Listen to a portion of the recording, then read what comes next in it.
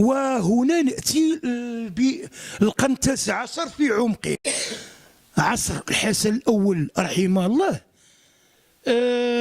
السلطان الحسن الأول كان يستشير كما استشار والده محمد الرابع بن المولى عبد الرحمن، كما استشار جده المولى عبد الرحمن بن هشام. كان يستشير بخصوص سياسة بسيط تادلة بأكمله، يعني وسط المغرب الجبلي المتقلب بقبائله البربرية تارة، العربية تارة، كذا كذا. كان يستشير في الشدة والفادة زعماء ومقدمي الزاوية، وخاصة المقدم الكبير اللي هو كان مقدم أبي الجعد من 1819 إلى 1889، سيدي بن داود الكبير، بن داود الكبير. وهناك بن داود الصغير حفيده اللي كان قائد على أبي الجعد من 1946 إلى 1956، مدة 10 سنوات. فلذا أفصل بينهم بالقول هذا كبير وهذا صغير، وأفصل ما بين الجد وما بين الحفيد. إذا في عهد سيدي بن داود بن الشيخ سيد العربي، في عهد سيدي بن داود هذا كانوا السلاطين للمولى سليمان في آخر عصره وحوالي 3 سنوات، ولا المولى عبد الرحمن بن هشام، ولا المولى محمد الرابع محمد بن عبد الرحمن، ولا المولى الحسن الأول الحسن بن محمد الرابع. كل هؤلاء استشاروا طيلة عهدهم مقدم زاوية الشرقاوية سيدي بن داود بخصوص من يعينون في هذا النطاق من قواد ومن عمال ومن خلفاء ومن باشوات ومن شيوخ ومقدمينهم إلى ذلك. في إطار هذه الاستشارة معلوم للغادي والعادي للعام والخاص، معلوم بأن العلاقة بين الحسن الأول والزعيم الكبير موحى وحمو الزياني ابتدأت وتوطدت انطلاقا من الزاوية الشرقاوية، وفي خصوصا في حنايا وأقواس الزاوية الشرقاوية ومنازل أو منزل الشيخ سيد العربي. أتى السلطان الحسن الأول وقابل موحى وحمو الزياني وعينه واليا على زيان، كما فيما بعد أوعز أبناء سيدي بن داود إلى الحسن الأول بتعيين أحد أبناء موحى وحمو الزياني ولو لفترة قصيرة عاملا على فاس خلال الفترة التي سبقت عهد الحماية بقليل. فإذا من هنا يتبين لنا بأنه هناك دور كبير وسياسي للزاوية الشرقاوية في السياسة الداخلية للمغرب. فالزاوية الشرقاوية هي التي كانت تتكلف حتى اقتصاديا بما يسمى الزطاطة، والزطاطة هي الخفارة، هي مثلا الذهاب مع قوافل التجارة عبر أرجاء المغرب، خاصة الطريق ما بين فاس ومراكش والطرق التي تعبر الأطلس المتوسط. الذين تكلفوا بخفارتها هم أبناء الزاوية الشرقاوية، حيث كان يكفي أن أحد أبناء سيدي بن داود أو أحد أفراد أسرته أنه يركب حاشاكم على بغلة، لأن البغال آنذاك كانوا بمثابة مرسيدس 600 حاليا، يعني كانوا هم أهم وسائل النقل. كان يكفي أن أحد أبناء الزاوية الشرقاوية فوق بغلاته ويرفرف فوقه علم الزاوية، لك عندها علم خاص بها، علم الزاوية، كان له علم خاص ديال الزطاطة والخفارة. كان يكفي أن يرفرف علم الزاوية فوق دابة يركبها أحد أبناء الزاوية ووراء قافلة تجارية حتى لا تمتد أيدي الناهبين إليها، لأن هناك نهاب في الطريق وكهناك من يفريد الأتاوات. ليس هذا فحسب، بل إن أحد أكبر أدوار الزاوية الشرقاوية هي أنها قامت بزطاطة، يعني بخفر الموكب الذي كان ضمنه جثمان السلطان الأقدس الحسن الأول المتوفي بدار الزيدوح. دار الزيدوح هناك توفي الحسن الأول بعد ما أجهده التعب والسفر في خلال رحلاته التي كان خلالها يقوم معوجته ويأخذ مثلا الجبايات وينشر الأمن في أماكن طالبة في الأمن وكذا وكذا. لما توفي في دار ولد زيدوح فالداهية الآريب حمد موسى الذي يعرف تاريخ المغربي بأحمد تفطن إلى أنه إذا أعلن عن وفاة السلطان هناك بدار ولد زيدوح وهي مكان بين البرابر محيط من كل ناحية إحاطة السوار بالمعصم، إذا أعلن عن وفاته هناك فستنهب كل المحلة السلطانية. فهناك تفتقدين بأحمد هذا عن شيئين هامين هما الذين ضمنا عدم نهب تلك المحلة السلطانية ضمن جثمان السلطان، حيث كانت ستفعل بالجثمان الأفاعيل الشنيعة لو أمسك به. فهناك تفطن دينه عن شيئين، أولا أنه أمر حاشية السلطان وخاصة نساءه وكذا وكذا بعدم العويل أو النواح وأن يبقى الأمر مستورا، وهذا كما سآتي إليه بعد قليل شبيه له وقع في معركة هدم خاسين لما كتم السلطان بابا أحمد الذي من بعد سيعرف بأحمد منصور الذهبي، كتم وفاة عبد الملك إبان المعركة وسيرت المعركة كما أنه لا زال حيا، وذلك بإحاطة الموكب الجنائزي ديال عبد الملك السعدي بالعساس لكي لا يترك أحد يقترب منه. فكان هو شخصيا أو المشاورين ديال المولى المنصور الذهبي كانوا يقدمون إلى جثمان الشخص وهو فوق دابته وكأنه حي، ويتكلموا كأنهم يخاطبونه ويعودون. فلم يخبر الملأ بوفاة عبد الملك حتى انتصر المغاربة. فهذا شبيه له مع الحسن الأول رحمه الله، تم كتمان وفاته. ومنذ الغد لما في الليل حنطت جثته وغسلت من طرف أحد الفقهاء وكان ضريرا، وهذا الفقيه اسمه معلوم، لأن الضرير لما يقوم التغسيل الشرعي يقوم التغسيل لأنه تعلمه ولكن لا يرى من.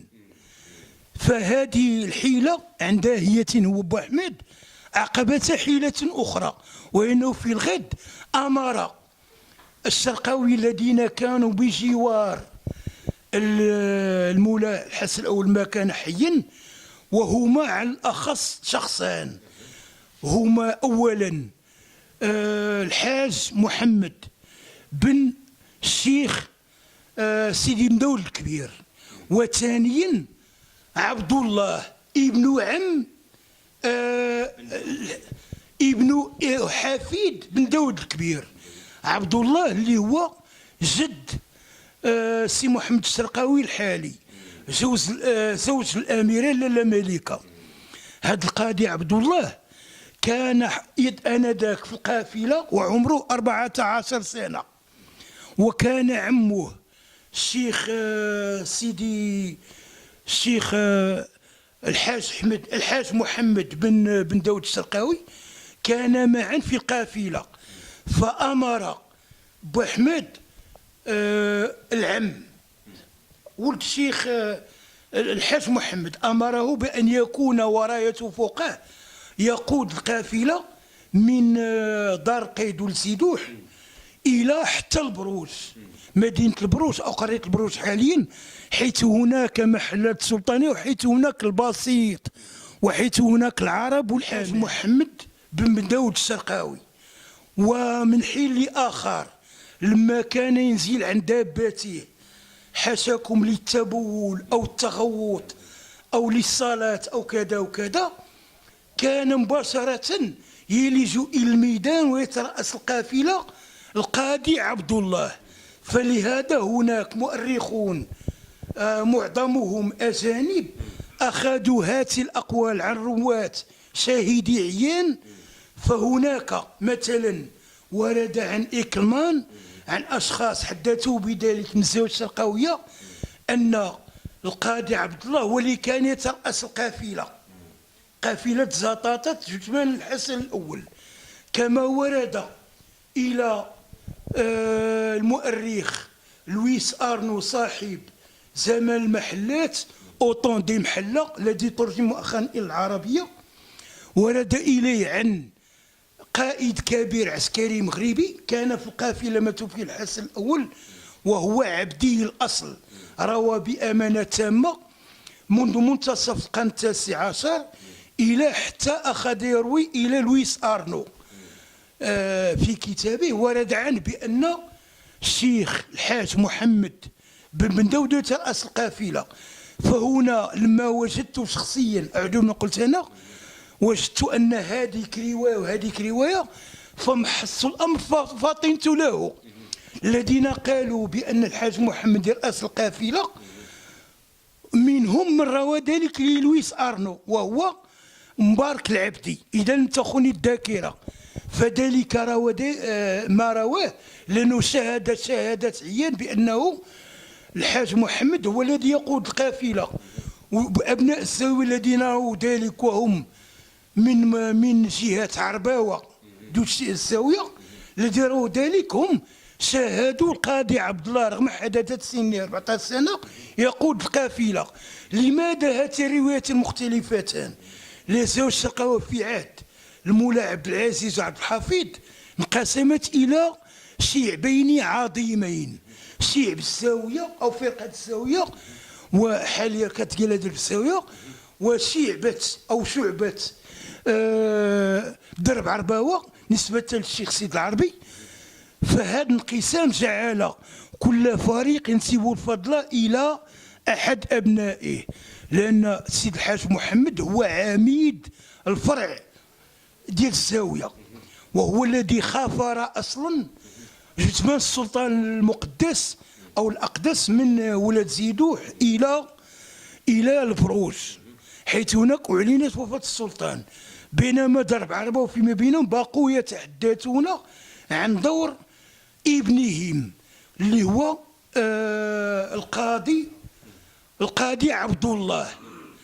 والقاضي عبد الله جد سيدي محمد الشرقاوي زوج الأميرة، لأنه زوج الأميرة حالي اللي باقي على قيد الحياة عمره حاليا 95 سنة أو مداك، لأنه مزداد في 21 شهر 5 1921 بوادي سم. هذا الوزير الذي كان وزيرا بالمغرب من الاستقلال إلى حتى ربما الثمانينات أو السبعينات طيلة عهد تقريبا الحسن الثاني. هذا الوزير هو النسب ديالو عمود النسب محمد بن عبد الله، فإذا عبد الله القاضي جدوه. فإذا كل فريق نسب الفضل لزعيمه، هؤلاء للقاضي عبد الله وهؤلاء الحاج محمد. وأنا أقول إنصافا للجميع أن الذي خافر القافلة جثمان الحسن أو ولاد زيدوح إلى البروج هم أبناء الزاوية الشرقاوية، ولا يهمني أكان الحاج محمد أو القاضي عبد الله لاحقا. إذن فهذا دور يفسر أهمية الزاوية هنا السياسية كما قلنا. والدولة العلوية لعبت سياسة فريق تسود، لأن هي التي كانت وراء تقسيم الزاوية ما بين فريقين عند وفاة، خصوصا بعد وفاة زعيمه الكبير سيدي مداود، وبعد وفاة ابنه سيد الحاج الحسن. فتفتقت ذهنيات السلطان عبد العزيز آنذاك وفي صراع مع أخي، تفتقت إلى ضرورة تفريق الزاوية إلى قسمين، لأن قسم كان كينحاز مع المولى عبد الحفيظ وقسم كان كينحاز مع المولى عبد العزيز، وهما قسما درب الزاوية من جهة ودرب عربة من جهة. والتقسيم لازال إلى يومنا هذا، بحيث لكل فريق مدافنه وأولياء وصلحاء من القرن 19 يومنا هذا، ولكل فريق ادعاءاته ومخطوطاته وضهائره وقبائل من الجوار تلتف حوله. فلما يكون موسم بوعبيد الشرقي هناك من يأتي إلى دربسة وهناك من يأتي إلى عرباوة وهناك من يأتي بشكل حر إلى المدينة كمدينة. وهناك كما قلت دور الإطعام والدور الثقافي والدور العلمي. وبعد قليل سأعطي دورا وسأعطي مثال بالفكر الحالي بأبي الجعد، وخاصة تراث الزاوية الحالي، التراث المعاصر أو الأدب الحديث. كي نربط ما قدمناه سالفا بما سنقدمه حاليا، هناك ضرورة للحديث عن مسألة هامة جدا، وهي أن أبا الجعد بعد وفاة مقدمها الكبير سيدي بن داود سنة 1889 ميلادية، قبل وفاة الحسن الأول سنة 1894 ميلادية، الشيء الذي شكل نهاية للمغرب القديم والوسيط وبداية أصلية لما يسمى تاريخ المغرب الحديث والمعاصر والراهن حاليا. يجب أن نقول بأن السلطات الفرنسية بعد استتباب الأمر لبعض من أبناء الشيخ المتوفى سيدي بن داود، السلطات الفرنسية كانت قد نزلت في الدار البيضاء سنة 1907. نزلت بعدما قصفت الدار البيضاء خلال غشت 1907 بادعاء أن المغاربة قتلوا الدكتور الفرنسي إيميل موشامبس في مراكش، بعدما قصفت القوات الفرنسية ميناء الدار البيضاء انطلاقا من المدرعة الفرنسية لو كويراسي غاليلي، ونزول الجند الفرنسيين إلى الدار البيضاء ميناء ومدينة، واستتبل الأمر بالدار البيضاء وما حولها، نجد أن السلطات الفرنسية بدأت في الحين تربط الاتصال بشيوخ أبي الجعد وببعض مقدميها والنافذين فيها من أبناء شرقاوة. فهكذا تمكن كل من المارشال ليوطي، المارشال لاحقا آنذاك جنرال، تمكن كل من الجنرال ليوطي من جهة والجنرال درود من جهة ثانية، وأذنابهم تمكنوا من الوصول إلى من دلهم على طريق السالكة لفكر بعض شرقاوة.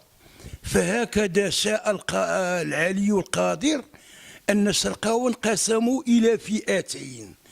وقبل انقسام الفئتين في التعامل مع السلطات الفرنسية التي بدأت استعمار المغرب، كان المولى عبد العزيز في إطار سياسة فرق تسود، سيبارايت تورول أو ديفيد تورول، في إطار تلك السياسة كان قد تمكن من تفريق الزاوية ممتلكات ونفوذا بين فئتين شرقاويتين عظيمتين.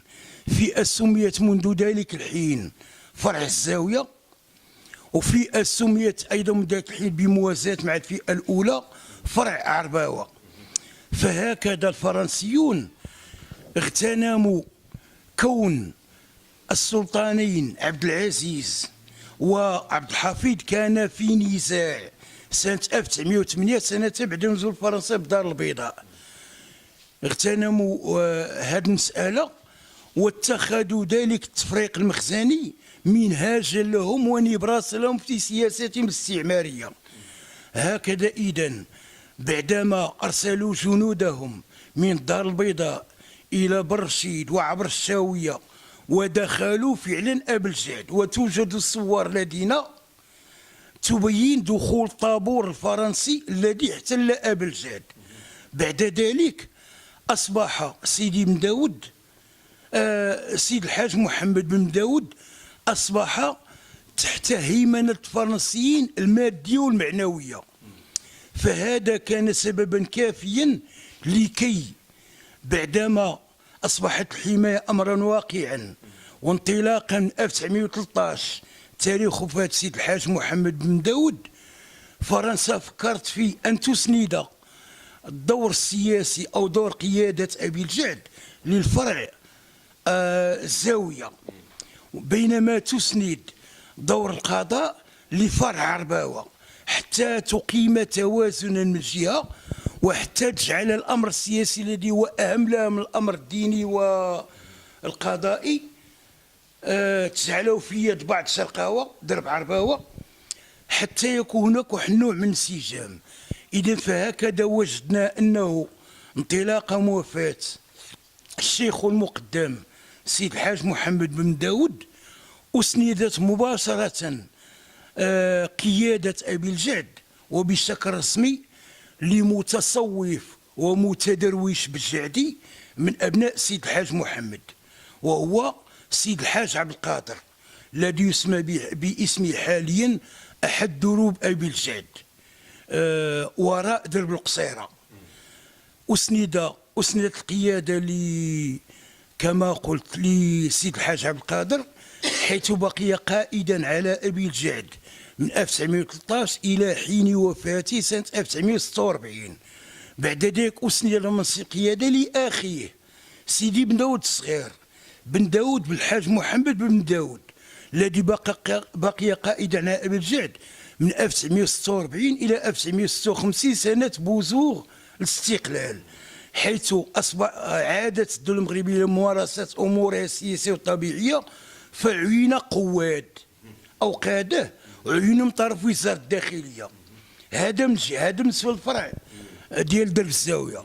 بالنسبة للفرع عرباوة في نفس الوقت الذي أسندت القيادة لسيد الحاج عبد القادر 1913 أسند منصب القضاء لعبد الله جد سيدي محمد الشرقاوي الذي تزوج الأميرة الملكة بعد الاستقلال بسنتين أو ما شابه ذلك، والذي كان وزيرا في عدة مناصب وزارية في عهد المرحوم الحسن الثاني. بعد وفاة القاضي عبد الله سنة 1952 عاد المنصب إلى ولده عبد القادر المسمى قدور عبد القادر بن عبد الله الشرقاوي، عم الوزير جوز الملكة. إذن والسبب في كون القيادة تسند لدرب الزاوية والقضاء يسند لدرب عرباوة، لأن درب عرباوة الفرنسيون كانوا متوجسين منه، وفعلا خاب ظن الفرنسي في درب عرباوة، إذ سرعان ما سيصبح ابن القاضي عبد الله مناوئ الفرنسيين، خاصة مع قرب توقيع وثيقة مطالب باستقلال 1944. ومات بعد ذلك بسنوات قليلة بعدما سجن مدة، أطلق سراحه وسرح، ومات بعد الأسر بأيام قليلة. كذلك ابن هذا الشخص محمد بن عبد الله